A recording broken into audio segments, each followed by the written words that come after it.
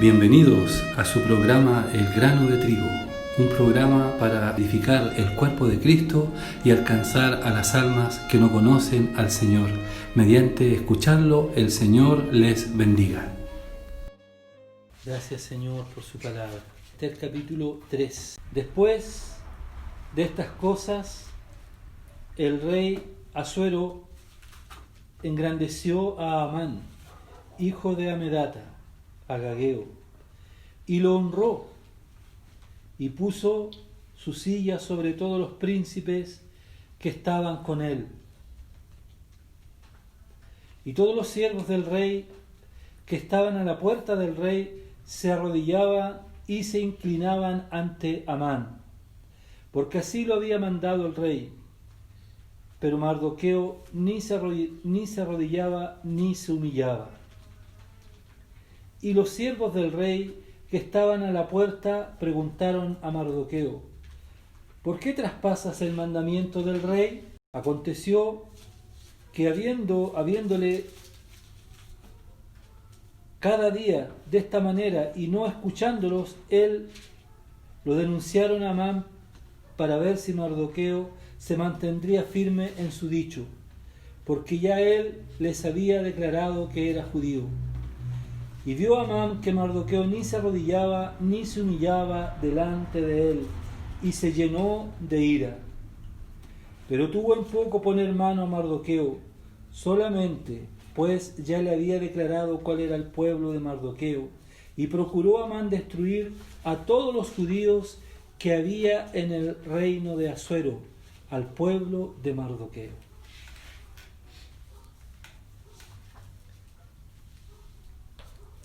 En realidad, cuando uno comienza a leer este libro, este es un libro corto, son 10 capítulos. Cuando uno comienza a leer este libro de Esther, como que a simple vista no se le encuentra mucho la aplicación que pudiera haber para nosotros. Sin embargo, como dice la palabra de Dios, toda la Escritura es inspirada por Dios. Y dice que toda ella es útil para enseñar, para redarguir, para corregir, para instruir. Aún también el apóstol Pablo dice que todas estas cosas que están escritas se han escrito para nuestra enseñanza y amonestación, para que nosotros seamos corregidos, para que nosotros seamos enseñados por ella.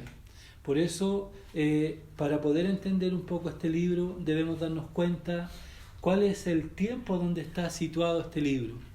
Dice, cuando en el tiempo de Jeremías se anunció de la cautividad del pueblo, hubieron, ¿verdad?, 3 reyes que fueron llevados cautivos a Babilonia.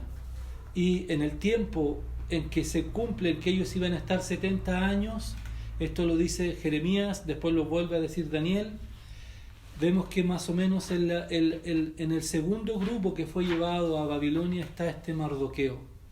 Ahora, en el tiempo también de este libro de Esdras y Nehemías, habla de cuando se cumplen los 70 años de la cautividad de ellos en Babilonia, ellos tenían que volver. Habiendo una gran cantidad de judíos que fueron llevados allá a Babilonia, solamente aproximadamente unos 50.000 volvieron de la cautividad. ¿Qué pasó con el resto? La voluntad del Señor no era que ellos se quedaran en Babilonia. La voluntad del Señor, Babilonia representa la religiosidad. Babilonia es una tierra de confusión, una tierra de idolatría. Sin embargo, ellos estaban cautivos en Babilonia, pero no era la cautividad que experimentaron en Egipto. La cautividad de Egipto, ellos estaban con trabajos forzosos. La cautividad en Babilonia era una cautividad un poco cómoda, porque dice que ellos hicieron una gran fortuna, ellos vivieron en sus cómodas casas y ellos no tenían el sentir. Ellos preguntan: ¿qué de nuestros hermanos que quedaron allá en Jerusalén? Y ellos le dicen: las murallas de la ciudad están derribadas, las puertas no están en su lugar, el templo ha sido destruido, y los que quedaron era la parte pobre de Israel, los que quedaron allá. Por lo tanto, ellos no tenían en su corazón el querer volver. Sin embargo, es la ciudad que le escogió. es la tierra que nuestro Dios escogió, y sobre esa tierra allí Él iba a poner su nombre, en esa ciudad, en ese templo, y en ese lugar estaba la bendición del Señor. Pues bien, este grupo de Mardoqueo, ¿verdad?, y de este libro Esther, vemos que este grupo representa a la gran mayoría de judíos que no volvieron a su tierra y se quedaron en Babilonia. Ellos ofrendaron cuando Esdras y Nehemías volvieron y reconstruyeron y se alegraron, dice, y se regocijaron nuevamente al ver el templo reconstruido. Vemos que aquí nos muestra la otra parte, a estos judíos que se quedaron allá en Jerusalén viviendo en sus cómodas casas, y ellos dijeron: nosotros no volveremos, pero vamos a ofrendar para que ustedes vuelvan allá. En realidad, como hemos venido diciendo y lo hemos ido viendo en la palabra del Señor, el Señor siempre va a mirar el corazón del hombre. El Señor siempre va a mirar el corazón de sus hijos. Una cosa es obedecer porque lo tengo que hacer, y lo otra es obedecer porque quiero poner mi corazón, porque mi corazón quiere agradar a Dios, porque en mi corazón está el sentimiento de obedecerle a Dios de buena voluntad. No es obedecer por obedecer, sino obedecer porque mi corazón está inclinado a amar al Señor y obedecerle. Dice también, ¿verdad? Amarás al Señor tu Dios, ¿no es cierto?, de todo tu corazón, con toda tu mente y con todas tus fuerzas. Es decir, con todo nuestro ser, Él ha querido que podamos amarle. Con todo el ser, Dios quiso que Israel lo pudiera amar. Entonces, entendiendo este contexto, que esto es los judíos que se quedaron y no volvieron, que fue una gran mayoría, vemos que ellos no obedecieron al Señor. Vemos que ellos no estaban en la perfecta voluntad de Dios. Y vemos que en este libro, ¿verdad?, en este libro de Esther, no se menciona en ninguna parte a Dios. Es curioso. Uno lo puede leer todos esos capítulos, y no se menciona en ninguna parte a Dios. No se menciona la palabra Dios. Qué raro que no se mencione. Tampoco se menciona que la palabra oración. Ellos no oraron, ellos no se demuestra que hayan levantado una oración. Posiblemente lo hicieron, pero no se demuestra. Y como no se habla de nuestro Dios, no se habla la palabra Dios, no significa que Dios no esté en este libro. No significa que Dios no se esté mostrando en este libro. Lo que pasa es que como ellos estaban en una condición de desobediencia al no obedecer al mandato del Señor de volver a Jerusalén, Dios no estaba agradado con que ellos se hubieran quedado. Pero aún así, en medio de esa condición en la que ellos estaban, Dios no se olvida de ellos.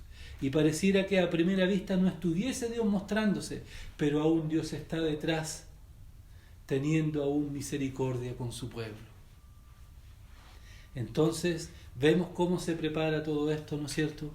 Este nombre Asuero, este nombre era un título que se le daba al rey. Este rey en la historia es conocido como el rey Jerjes de Persia, un rey poderoso que hizo una batalla con Grecia.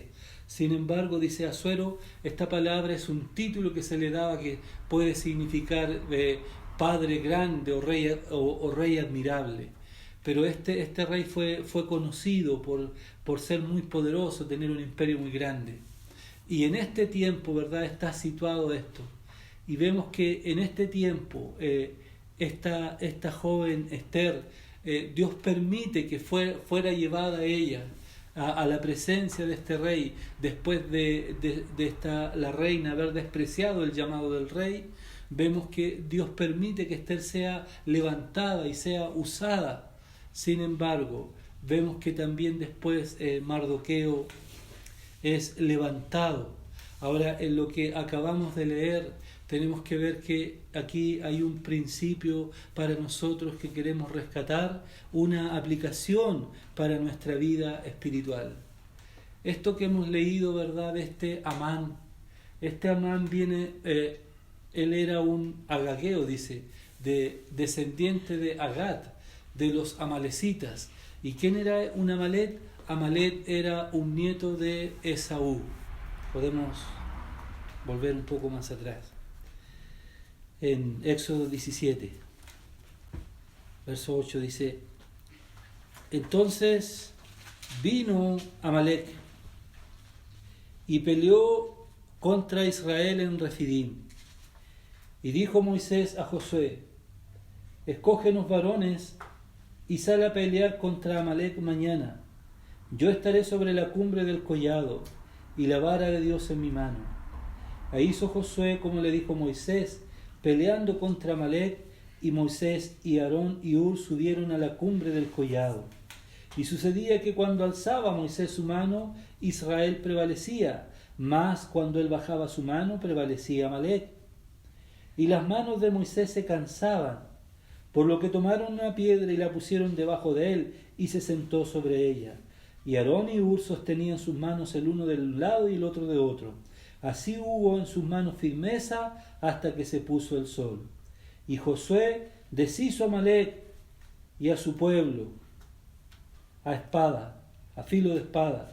Y Jehová dijo a Moisés: escribe esto para memoria en un libro, y di a Josué que raeré del todo la memoria de Amalec de debajo del cielo. Y Moisés edificó un altar y llamó su nombre Jehová Nisi. Y dijo: por cuanto la mano de Amalec se levantó contra el trono de Jehová, Jehová tendrá guerra contra Amalec de generación en generación. Vemos, ¿no es cierto?, que este Amalec, un descendiente de Esaú era hermano de Jacob, y Jacob era padre de las 12 tribus de Israel.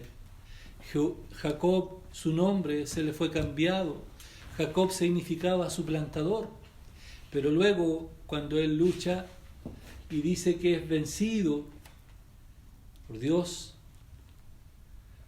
dice que su nombre le fue cambiado a Israel, que significa príncipe de Dios. Qué lindo nombre, príncipe de Dios. Esto habla, ¿verdad?, de la naturaleza humana que es derrotada delante de Dios, y Dios demuestra su victoria sobre el hombre. Así también vemos que Esaú significa hombre fuerte. Dice que él era un vigoroso cazador. Por lo tanto, su descendencia se caracteriza por no amar precisamente a Dios. Amalec, ¿verdad?, tiene una representación en la Escritura. Dice que Amalec tuvo lucha en contra del Señor, y dice que Amalec se levantó y debilitó a Israel, no dejándolos pasar en un tiempo de fatiga. Y dice que ellos tendrán lucha desde aquí. Dice, cuando Moisés sube al monte, él levanta sus manos en un estandarte, y al lado de él estaba Aarón y Hur para sostener sus manos. Cada vez que Moisés bajaba sus manos, dice que Amalec ganaba. Pero cada vez que Moisés tenía sus manos levantadas, dice que Israel prevalecía. Esto tiene un significado espiritual para nosotros. Amalec en la Escritura, si bien es cierto, aquí representa un pueblo, y aquí estamos viendo su descendencia. Sin embargo, Amalec en la Escritura representa a la carnalidad del hombre. ¿Qué es la carnalidad? La naturaleza pecaminosa que va dentro de todo hombre, que va dentro de toda mujer. Hemos dicho, ¿no es cierto?, que como hijos del Señor nosotros tenemos 3 grandes enemigos: Satanás, el mundo y la carne. Y sabemos que estos fueron vencidos, pero sabemos que el peor de estos 3 enemigos es el que combate en nosotros mismos. ¿Cuál es ese? En nuestra propia carnalidad.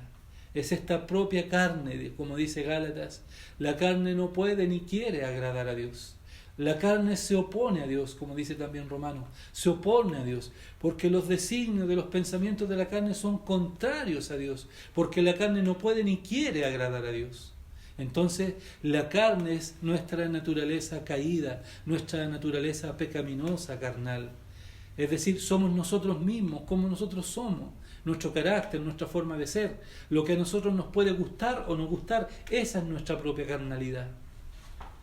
Entonces, dice que finalmente tuvo que Moisés sentarse en una piedra.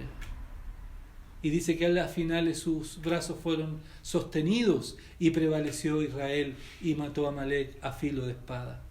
Y el verso dice: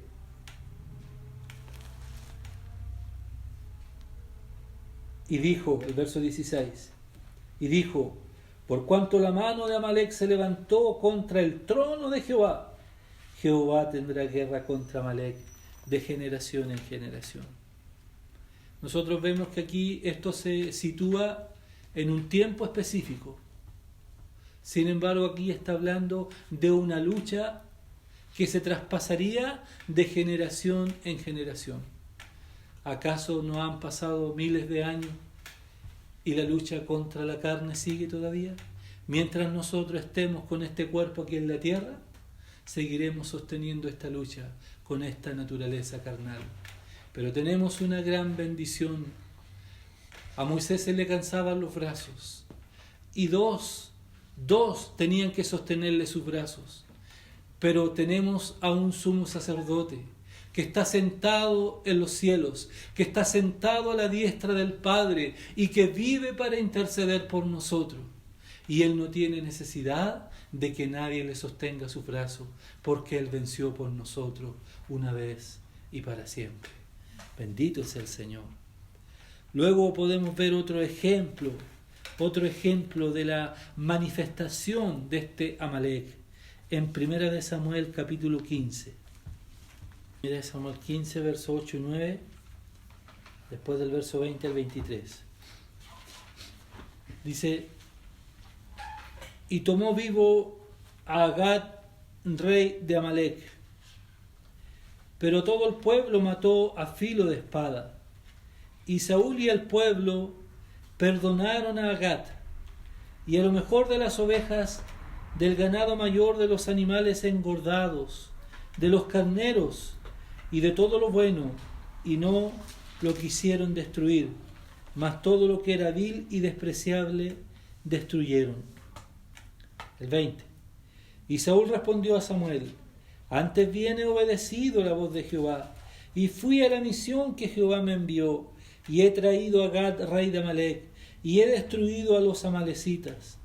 Mas el pueblo tomó del botín ovejas, vacas, las primicias del anatema, para ofrecer sacrificios a Jehová tu Dios en Gilgal. Y Samuel dijo: ¿se complace Jehová tanto en los holocaustos y víctimas como en que se obedezca las palabras de Jehová? Ciertamente el obedecer es mejor que los sacrificios, y el prestar atención que la grosura de los carneros, porque como pecado de adivinación es la rebelión, y como ídolos e idolatría la obstinación. Por cuanto tú desechaste la palabra de Jehová, Él también te desecha para que no seas rey sobre Israel. Vemos que nuevamente pasan los años y nuevamente la descendencia de este Amalec vuelve a manifestarse. Y vuelve a manifestarse en batalla contra Israel. Este Agag, rey de los amalecitas, vuelve a levantarse. Dios le da una orden. Dios había dicho que por cuanto Amalec se levantó para hacer guerra, dice, se levantó contra el trono de Dios. Mire qué tremenda esto. Qué tremendo es que la carne, ¿no es cierto? Vemos que Amalec representa nuestra carnalidad. Y vemos que nuestra carne no quiere ni puede agradar a Dios. Vemos que se levanta contra el trono de Dios. O sea, no es solo una falta aquí, sino también en los cielos. Y dice que este Amalec vuelve a levantarse con Saúl. Y Saúl era el rey que Israel había pedido. Y el profeta Samuel le da una orden a Saúl. Le dice que Dios le envía para que destruya a Amalec y no deje nada vivo. Es decir, que no haya ninguna manifestación de Amalec. Amalec, un pueblo perverso. Vemos entonces que al parecer Saúl, él pensó que él había cumplido la palabra del Señor. Y cuando el profeta sale a recibir y le dicen, ahí viene Saúl. Y Samuel sale y escucha ovejas y vacas. Y la orden era que exterminaran todo, que no trajeran nada. Pero dice, el pueblo, dijo Saúl. Es decir, Saúl vemos que no era el rey de acuerdo al corazón de Dios. Saúl, como no amaba a Dios, Saúl se amaba a sí mismo. Saúl amaba el agradar a la gente. Es decir, como un político de este tiempo. Los políticos de este tiempo, ¿verdad?, no les gusta decirle la verdad a la gente, sino viven por las encuestas y viven para agradar a la gente y no se ponen de acuerdo a la verdad. A Saúl le gustaba lo que la gente pudiera decir de él. El pueblo quiso, dijo Saúl, el pueblo quiso. El pueblo estimó que habían cosas buenas que se podían traer. Las ovejas pueden servir. Las vacas, los becerros pueden servir para ser sacrificados. Pero todo estaba manchado, todo estaba contaminado, y la orden de Dios era clara, que no tenían que tomar nada, pero tomaron también del botín. Y le dice, ¿acaso Dios se complace? Le dice el profeta Samuel, le dice a Saúl, ¿acaso Dios se complace de los sacrificios, del buey engordado, del becerro? ¿No se complacerá más el Señor en que se le obedezca y se le preste atención? Dice.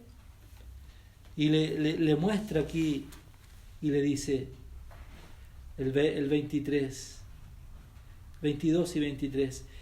¿Se complace Jehová tanto en los holocaustos víctimas como en que se obedezca a las palabras de Jehová? Ciertamente el obedecer es mejor que los sacrificios y el prestar atención que la grosura de los carneros.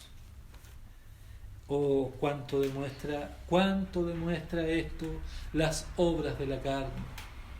La carne, ¿verdad? Ya hemos explicado que la carne significa nuestra propia naturaleza. La carne es despreciable a los ojos de Dios. La carne se envuelve bajo un manto de buenas obras, porque la carne representa nuestra naturaleza caída. Y la naturaleza caída tiene estas dos cosas, el bien y el mal. La carne no solamente es mala, sino que también la carne tiene una manifestación buena, pero una manifestación buena que no es de Dios. Ese bien caído, ese bien que proviene de una justicia propia, de una vanagloria. ¿Cuánto de esto hay en este mundo? ¿Cuánto de esto hay dentro del cristianismo? ¿Cuántos cristianos que se esconden detrás de sus buenas obras? ¿Cuántos cristianos que se esconden detrás de sus buenas acciones, pensando que si le ofrecen a Dios una montonera de sacrificio, una montonera de activismo, una montonera de obras, en alguna manera Dios podrá estar complacido, en alguna manera Dios podrá estar agradado, escondiendo por dentro lo que realmente oculta el corazón? Qué peligroso es eso. Dios no quiere ninguna manifestación de la carne. A Dios no le sirve nuestra carne. Por eso le dice el verso, porque como pecado de adivinación es la rebelión, y como ídolos e idolatría la obstinación. Qué tremendo es que en medio del pueblo del Señor no se ame la palabra de Dios. Y esto uno lo tiene que decir con pena, esto uno lo tiene que decir con tristeza, porque en medio del pueblo del Señor no se ama la palabra, no se valora la palabra, como en el tiempo del libro de los jueces, cuando uno lee el libro de los jueces y lo finaliza y dice, y por aquellos días no había palabra de Dios y cada uno hacía como bien le parecía. Eso es lo que hoy día está aconteciendo en medio del pueblo cristiano. La palabra de Dios no es valorada. Y si se lee o si se escucha, no se coloca el corazón en lo que se escucha, porque no se quiere obedecer, porque la gran mayoría, cada uno quiere hacer como bien le parece. Que el Señor tenga misericordia de esto. Por cuanto le dice, le dice el profeta Samuel a Saúl, por cuanto tú desechaste la palabra de Jehová, Él también te ha desechado para que no seas rey. El Señor dijo, Señor Jesús, cuando estuvo aquí en la tierra, dijo, pasarán los cielos, pasará la tierra, pero mi palabra nunca pasará. También Él añadió y dijo, el que me ama, mi palabra guardará. Si hay algo que el diablo quiere hacer es adormecer al pueblo del Señor para que la palabra de Dios no sea guardada, ni menos obedecida, ni honrada. Tenemos entonces, después, en Primera de Samuel hay un verso que es muy pequeño, parece un detalle, pero es bueno también considerarlo. En Primera de Samuel 30, verso 13, dice: y le dijo David, ¿de quién eres tú? ¿Y de dónde eres? Y respondió el joven egipcio, yo soy siervo de una amalecita, y me dejó mi amo hoy, y hace 3 días, porque estaba yo enfermo. Mire qué tremendo. Qué mal patrón es la carne. Qué mal amo es la carne.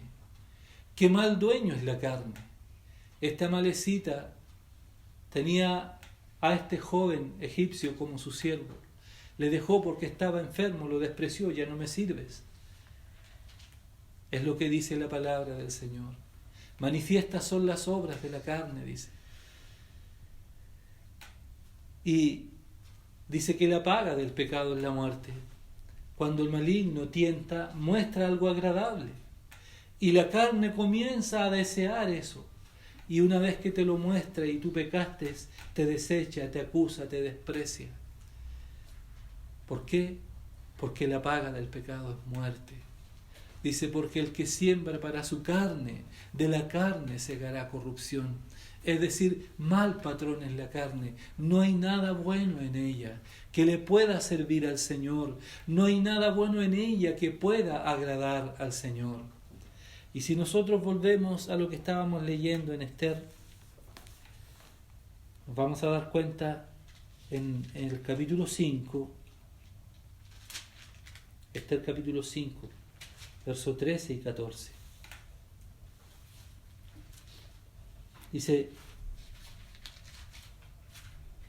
pero todo esto de nada me sirve cada vez que veo al judío Mardoqueo sentado a la puerta del rey. Y le dijo su mujer y todos sus amigos, hagan una horca de 50 codos de altura, y mañana di al rey que cuelguen a Mardoqueo en ella. Y entra alegre con el rey al banquete, y agradó esto a los ojos de Amán, e hizo preparar la horca. Y el capítulo 6, verso 6, dice, entró pues Amán, y el rey le dijo, ¿qué se hará al hombre cuya honra desea el rey? Y dijo Amán en su corazón, ¿a quién deseará el rey honrar más que a mí? El 12 y el 13. Después de esto, Mardoqueo volvió a la puerta real, y Amán se dio prisa para irse a su casa apesadumbrado. Contó luego a su mujer y a sus amigos todo lo que había acontecido. Entonces le dijeron, si de la descendencia de los judíos es este Mardoqueo delante de quien has comenzado a caer, no lo vencerás, sino que caerás, por cierto, delante de él. Este Amán, como hemos hablado del principio, este Amán, ¿no es cierto?, era descendiente de Amalek. Ya hemos visto, ¿no es cierto?, que Amalek es una descendencia, ¿verdad?, del rey Esaú, de Esaú.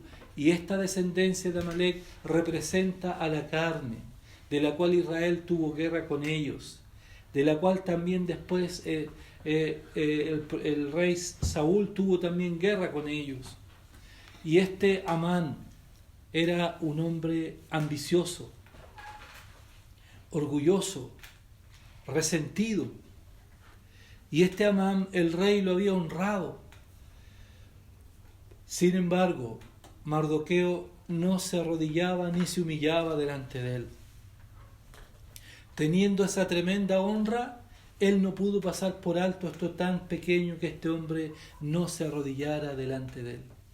Porque la carne es así, porque la carne siempre ambiciona más, porque la carne siempre desea más, porque la naturaleza de la carne, del pecado, no está conforme con lo que tiene. Puede tener algo y estar bien, sin embargo está mirando lo que el otro tiene. Qué perverso es esto, qué engañoso es el corazón. Y dice que le amargaba Mardoqueo porque no se arrodillaba. Cuando él va delante del rey y el rey pregunta, ¿qué honra se le dará a este hombre? Refiriéndose a Mardoqueo. Y él inmediatamente pensó en su corazón, ¿a quién más que a mí querrá honrar? Y mire, cómo es humillado este hombre. ¿Por qué? Porque él tenía en mente exterminar, no solamente quería matar a Mardoqueo, sino también quería exterminar a todos los judíos que habían quedado allá en la cautividad y que no habían vuelto a su tierra. Nosotros vemos a través de los siglos cómo ha sido tan grande el odio a los judíos. ¿Por qué odian tanto a los judíos? Sabemos, por un lado, los odian porque ellos tienen la bendición del Señor en cuanto al comercio, los negocios, y por la nación donde ellos van, ellos son prósperos. Por la nación donde ellos van, ellos salen adelante. Y también son despreciados porque tienen la palabra de Dios. Pero ¿quién está detrás queriendo exterminarlos? ¿Quién está detrás queriendo matarlos si no Satanás, el propio enemigo de Dios? Él no ama a Dios, ni menos va a amar todo lo que sea de Dios. Sin embargo, este Amán, que era una malecita, así como él tenía preparado una horca para Mardoqueo, esta misma horca sirvió finalmente para exterminarlo a él. ¿Cómo Dios entonces, cómo Dios avergüenza a la carne? ¿Cómo Dios humilla a la carne? La palabra del Señor dice claramente, ¿verdad?, que el que se humilla será enaltecido, y el que se enaltece será humillado. ¿A qué se está mostrando ahí? Al corazón del hombre, que se enorgullece por sí mismo, que se levanta por sí mismo. Vivimos un tiempo de mucha soberbia, vivimos un tiempo de mucho orgullo, vivimos un tiempo de mucha apariencia, donde los hombres se paran sobre sus logros, sobre su profesión, sobre sus títulos, sobre sus bienes, sobre su dinero, sobre todo aquello, como que si todo aquello nunca va a perecer, como que si todo aquello nunca se va a acabar. El libro de Gálatas capítulo 5.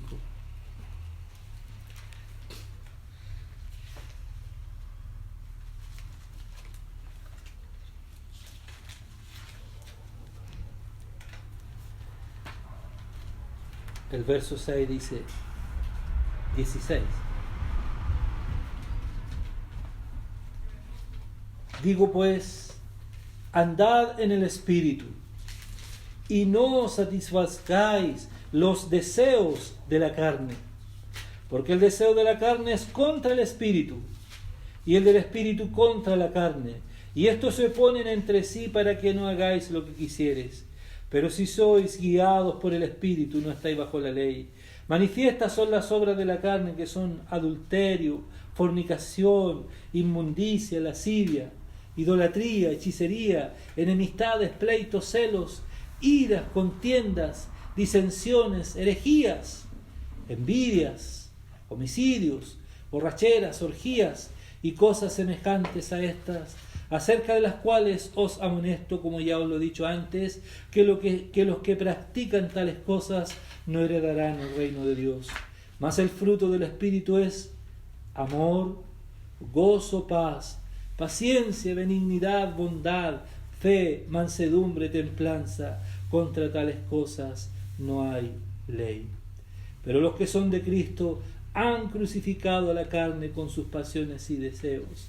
Si vivimos por el Espíritu, andemos también por el Espíritu. Cuán abundantes son los frutos de la carne. Cuántas manifestaciones tiene la carne. te lleva, ¿verdad?, a adulterar, a engañar, a mentir, a alegrarte en cosas deshonestas. Es despreciable la carne delante de Dios.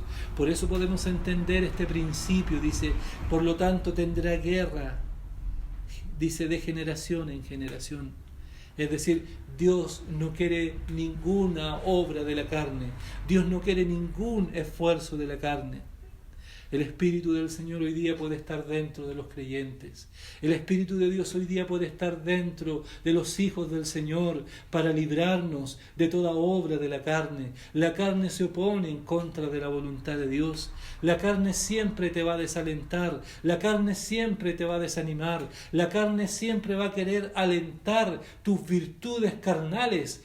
Pero el Espíritu dice que Él viene por el Espíritu dice, podéis hacer morir las obras de la carne. Que Cristo Jesús pueda verse reflejado en nosotros. Que Cristo Jesús pueda crecer cada día. Somos ayudados. Él vive para interceder por nosotros en los cielos. Su palabra es verdad y nos limpia. Y su Espíritu nos lleva a toda verdad. Que el Señor nos ayude y nos guarde. Bendito sea el nombre del Señor Jesús. Amén.